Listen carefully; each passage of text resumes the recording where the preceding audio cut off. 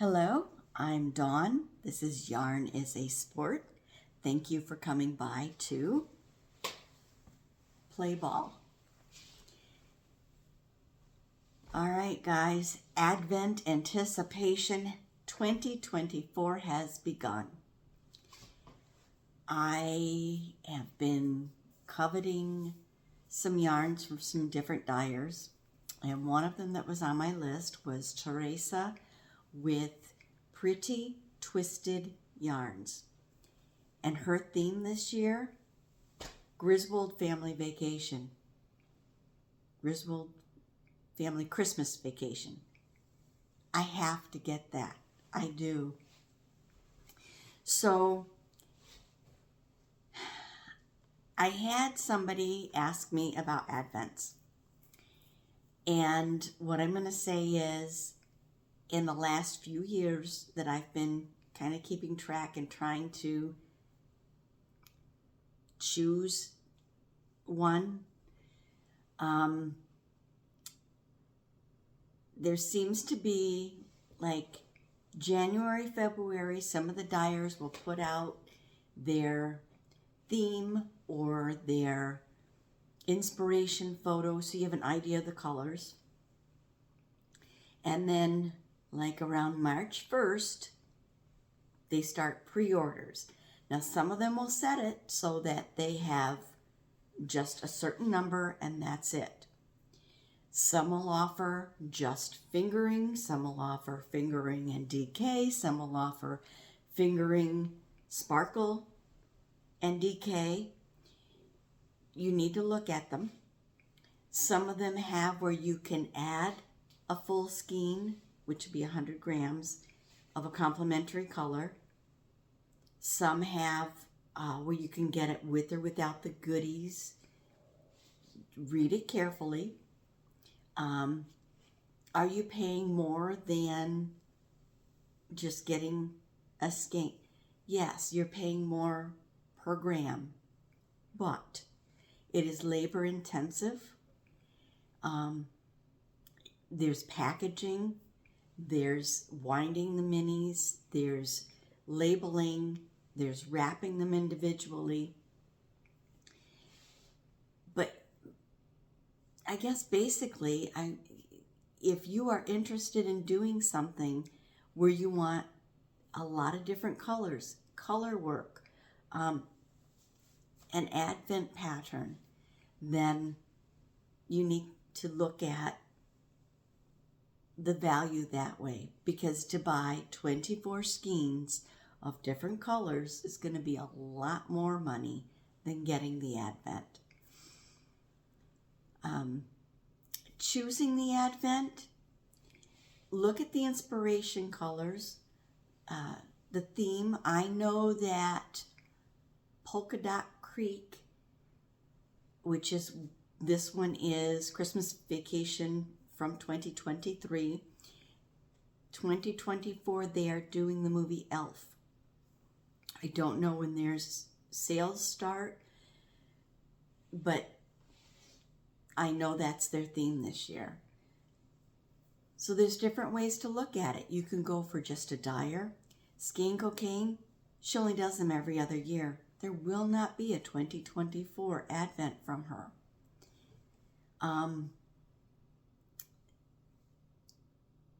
If there's a particular dyer that you're not familiar with, look at the colors that they've been doing. Some tend to do more neon, some tend to do more muted. One dyer that I know has a nice mix of both is the Scranton Stitcher. So, I think that's Katie is her name. There's a lot to consider and you're going to be overwhelmed. Now again, some of them start around March 1st. Then there's going to be another group that'll put theirs out around June 1st and then September 1st. So it seems to be when there's an influx and when they're offered. And some don't offer them until September. And I don't know if they pre-dye. I don't know how they do it. Some of them I know decide they're only doing so many, that's it. Some will see how the orders go and it's like if they do it in March, may offer more later. There's no guarantees. So there's a lot to consider. If you have advents from last year and you're wondering how to use them, I showed this sweater last episode. It is the Quilted Pullover by Kimberly McAlindin. And I did do some changes, which I usually do to patterns unless I am test knitting. And I've been known to ask if I can change things on a test knit. But this one, I purchased the pattern. It is a different, interesting, and easy construction. There is seaming to it, but it's not that difficult. The way I did my seaming is I did my panels and blocked them before I assembled it. Changes that I did a 4x4 rib. So there's like little squares that would complement the squares of the sweater. I did some assigned pooling so that there was a little bit of difference on some of the yarns that were the same. I did patterns on some of the squares. I don't know if you can see. I did cables on this one. This one is the moss stitch. I'm sorry, seed stitch on that one. So I did different things. I changed the neckline a little bit. I brought it up a little more. That's what I prefer. I made the sleeves a little longer. And I did a smaller size so that it was a little less flowy. But I am going to do another sweater. And my challenge is I'm going to do it as a make-along. You can do this one to knit. You could do any other pattern that is based on squares. And I'm going to challenge you to personalize it. Change the neckline, change the ribbing, do all tonal, but do different stitches for each square. If you are somebody that's like swatching, you know, there's a particular sweater, different stitches,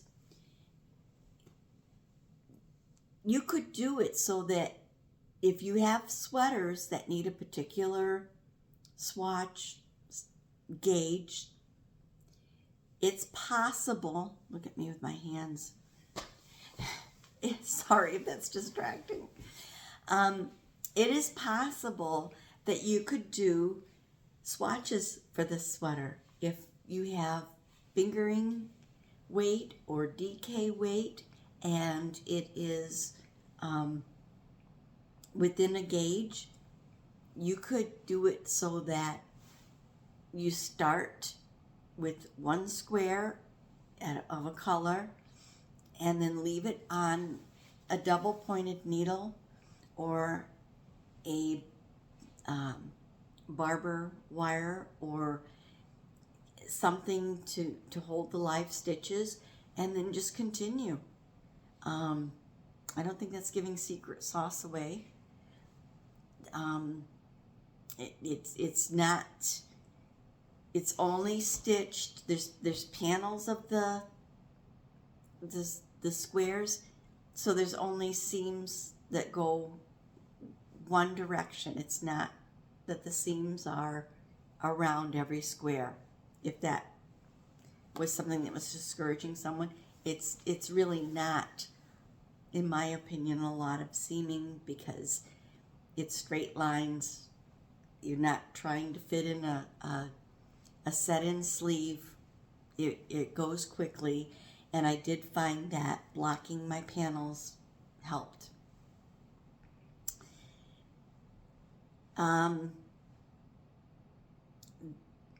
With the make along I'm going to do, I'll have the information below for the hashtag. And that may be in the next episode if you want to get ready for this. I have Jackie at Crochet ADHD that is doing Hip to Be Square. And all she's asking is that you do 2 squares. She doesn't care if it's just 2 within a panel on this sweater, if it's 2 squares for, there's a hobby, free pattern called Hello Squares. That would be a good one to do for this. I'm just, any pattern, if it's Tunisian knit or traditional crochet, that is based on squares. If it's a big square, 1 big square, you know, you could do 4 squares and make a crop sweater with, you know, 3/4 sleeves. That's good too, as long as it's based on a square or a rectangle. That's what I'm looking for this make along. The prizes are going to be sporadic. I'm thinking probably quarterly. So I'm still in the process of working this out. But this pattern, I asked Kimberly McAlindin if it would be okay to endorse her pattern, and she said yes. I told her I was going to endorse changing and personalizing it. She was excited to see what you guys come up with. So this sweater is called Quilted Pullover by Kimberly McAlindin. I will find a hashtag and put it below, or let you guys know the next episode, and I'm really trying to do them more often. And I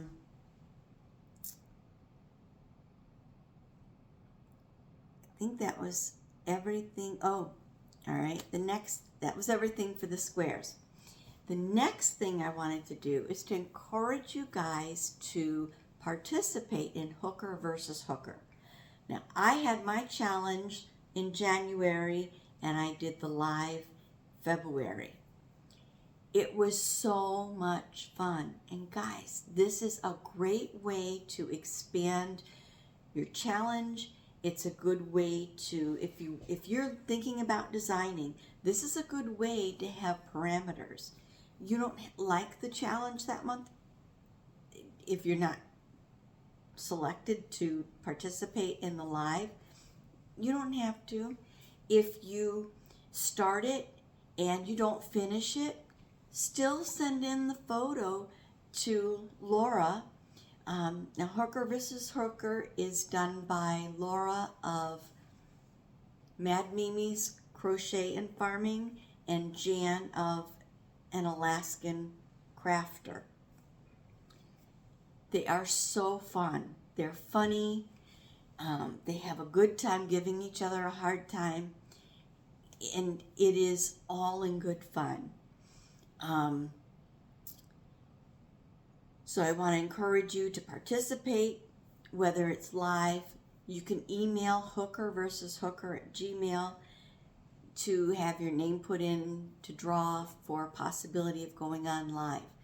I know that the live has been something that the subscribers that have been participating in the live have been saying that, well, that's the reason they're not participating. Laura will make sure that she works with you.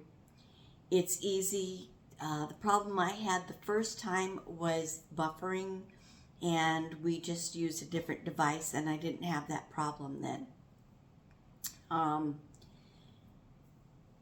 Again, it's a lot of fun, and it's a great way to stimulate and challenge yourself creatively. So please do participate. Again, whether or not you want to do the live, you could still crochet along. It is traditional crochet. For March, the challenge is to make a bowl with 3 objects, different objects. So if you do a bowl of fruit, you do your bowl, you do 3 different fruits, and doesn't matter the size. They are allowing amigarumi for this one, so you have the eyes. You're allowed to use floral wire, and you're allowed to use batting or stuffing for them. The colors are yellow, orange, red, blue, and green.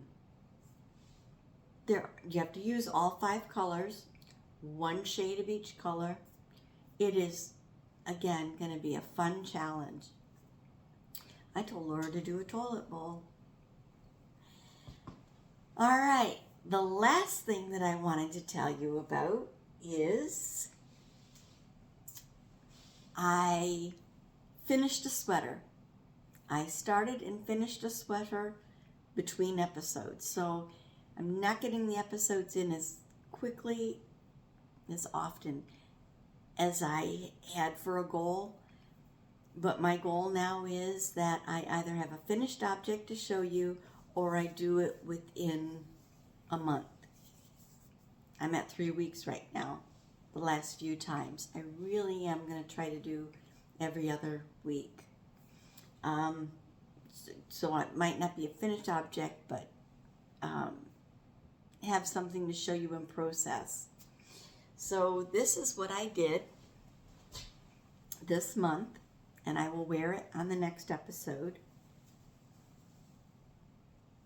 It is a self-drafted pattern, and the sleeves, I just added the stitches from here to the cuff, from under the arm to the cuff, and then I went to not quite my elbow, and then I decreased as I went up, and then the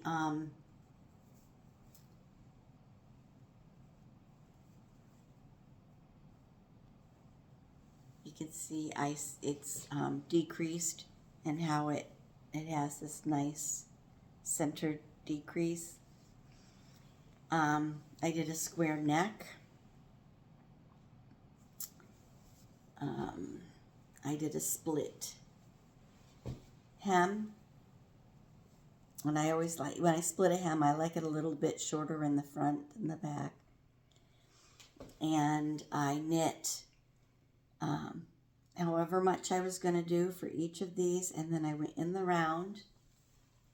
So because I did the stripes, there are ends here, but then there's just ends on one side, and then there's ends for each stripe. It wasn't that much, in my opinion, to tuck them in. I did rush and join. I did not have to, and I just carried this for the 2 rows. It's 8 rows and 2 rows. I did garter stitch so that these stripes are textured. I did the garter stitch for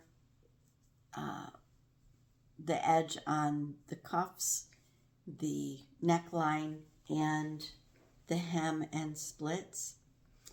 I just extended and then put a marker and just did my garter stitch, the last 4 stitches.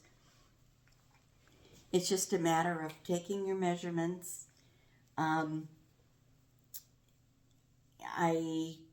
This fits me. It is not real loose, but it fits the way I intended it to fit. It is one that the Yarn Caddy said is one of his favorites, and I think it has to do with the colors. Now, these colors, I don't know if it's going to blow out. It is a base of like a taupe or beige, and then like sage going into an off-white and a almost like a pale neon-y green, like an apple green, and then there are flecks, and the flecks in it, and sometimes there's like a whole big section that has the colors, and sometimes it was just flecks, but there's a lot of different color. The coral is Keeping It Coral by Malia Made It. She's one of my favorite dyers. And then the bigger stripe is Chameleon, and the color is called Neon Dreams. So I will wear this next time to show you, but and I will be honest, it's self-drafted. At one point I had thought about making like a real wide stripe, and I held it up and I didn't like where it just didn't, I think it was just too much orange, too bright of an orange maybe for the neutral. The pops of the neutral, like it pops of the color with the neutrals, I think works the best.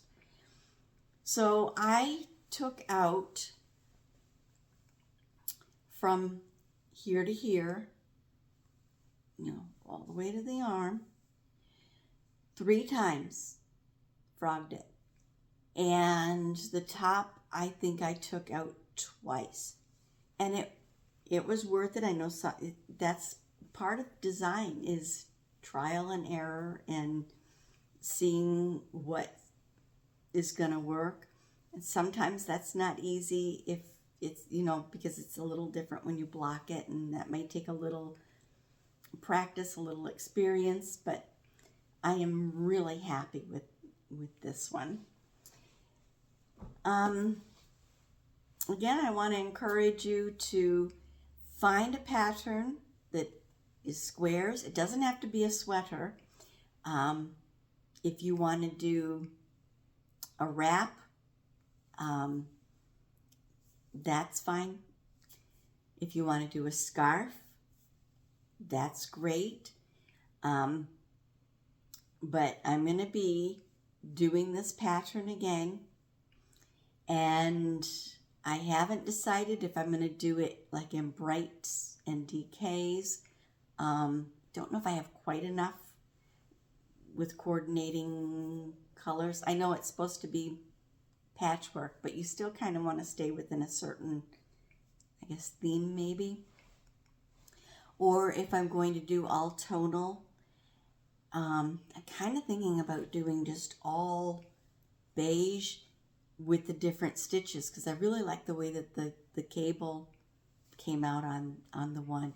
If you do the stitches, the different stitches, the lighter the color, the more the stitches are going to show. So that's something to keep in mind too. Okay. Let me know if you guys have ordered an Advent for 2024 and which one and by which dyer and why you selected it. Let me, and if you're just like looking at one you're considering, let me know. I'm just curious as to if anyone else is already in their Advent anticipation. Let me know if you're going to participate in my, I almost want to call it my swatch mal, because so many people don't like doing swatches, and that's kind of what, when we do squares, when we put them together, it reminds me of. And I have done throws of swatches. It's a good way to use them. Don't forget Jackie at Crochet 80 HD, Hip to be Square. You just have to do 2 squares and send them to her on her Instagram, And she's doing quarterly draws, so you want to have them in before the end of March, because then you have a chance at the first of her drawings. And the hooker versus hooker. Guys, I had so much fun with it. Okay. I will see you again within the month. So hopefully before April. At the very latest, April 1st. Unless, of course, that's my April Fool's joke. Thanks for coming by. Don't forget to enjoy your crafting. Thanks for coming by to play ball. Remember, I don't edit. It's one take. Thanks for your patience.